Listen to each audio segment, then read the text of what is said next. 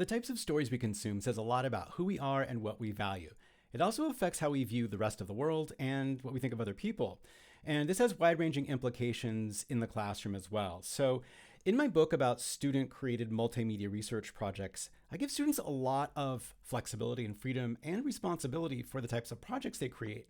So, it really requires them to take ownership and responsibility for not only what topics they choose to cover, but how they create their stories and think deeply about the impact their work is going to have on other people. And so in chapter 6 of the book, I talk about how to create those projects and how to come up with ideas. And we begin with a really important exercise called a storytelling audit. And I'm going to read an excerpt from the chapter on storytelling audits to give you more sense of what I'm talking about here. So, you are what you consume, a storytelling audit. Our relationship to stories says a lot about who we are and the kinds of stories we choose to tell. What we consider to be a good story is often a result of our personality, culture, age, gender, race, experience, and a variety of other traits. There are also subtle, often unrecognized factors that affect which stories we consume and how we evaluate them, such as advertising and social factors like recommendations from friends.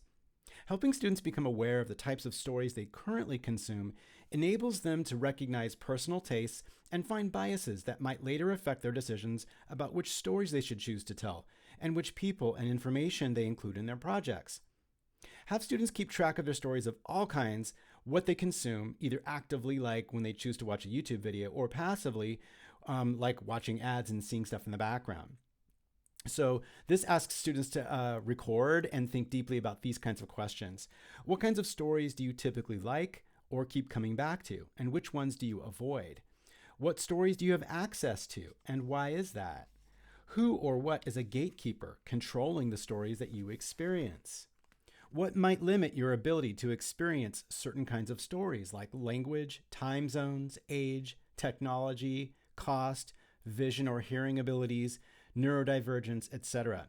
So these are just some of the questions we ask our students to think about before they begin creating their own stories that have impact on others. If you want to find out more about that process and how you can use multimedia research projects to engage students, check out my book, Storytelling with Purpose: Digital Projects to Ignite Student Curiosity. I'm excited to see what you and your students come up with.